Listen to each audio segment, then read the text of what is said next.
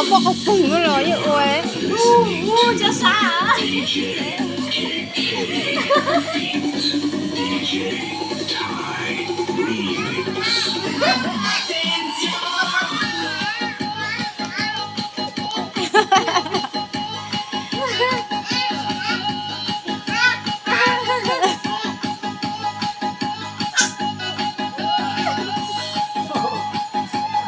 สังเกตสังเกต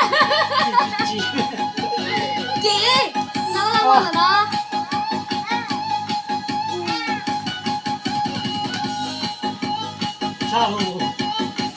ใช่หรออ่ะตัวแม่เบี้ยวเบี้ยวช้าๆเบี้ยวเบี้ยวเบี้ยวเบี้ยวเบี้ยวเนี่ยพ่อเลยพี่ว่าพ่อจะพ่